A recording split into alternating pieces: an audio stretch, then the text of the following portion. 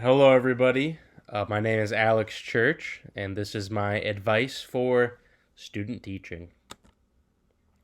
So, a bit of an introduction. My first placement was at Metamora High School, and my second placement, the one I'm finishing up at now, is at North Point Elementary. So, to start, I'm going to tell you the best part and the worst part of student teaching, in my opinion. So, the best part is just learning so much about teaching and being in a classroom setting.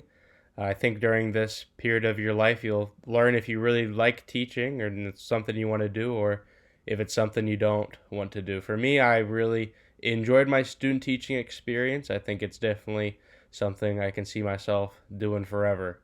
The worst part about student teaching is basically having to work for free and slowly watching your bank account go lower and lower as the weeks go on.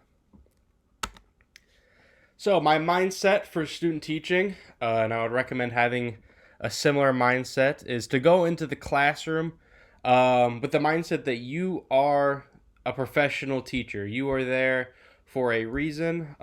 Yes, you are a beginner teacher and you're going to make mistakes. I made a lot of mistakes during student teaching.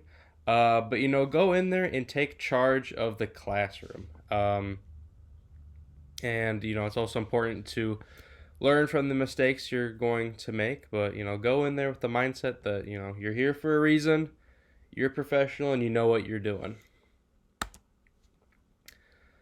Thinking on your feet. This is a skill that I feel like I had to use a lot during my time during teaching because things go wrong all the time during student teaching and in teaching in general. So you need to be able to think on your feet and make changes and adaptations when the situation requires. Just the other day, I had a fourth grade class come in and they all sit down and I'm about to start a lesson with them. And then they're all like, "Oh, Mr. Church, we're supposed to paint this day. We already started this lesson." And I'm like, "Oh yeah." So I had to get all the paint stuff ready and just, do that real quick and, keep the lesson going. So thinking on your feet is definitely a skill you'll have to use. Next up, we've got making lessons. I think you should make lessons that you think are cool and that you are excited about because if you don't like your lesson, your kids probably won't either. I taught this dumb leaf lesson during the fall and I hated it.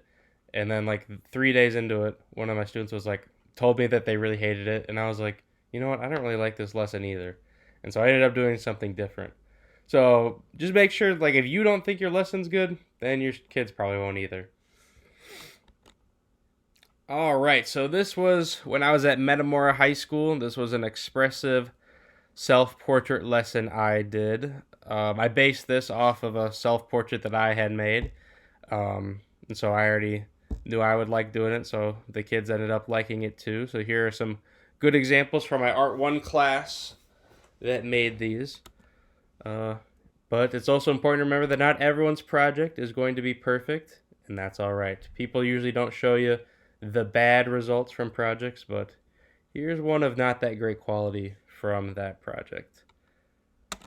Next up, we've got North Point, and I made these shape scarecrows, which was fun, and the kids really enjoyed making this. So here's some examples from that. All right, and in conclusion, student teaching has its up and downs, but just make sure you go in with the mindset that you are a professional teacher and you can teach a class. And also make sure that you prepare financially. And that's all I've got for you. Goodbye.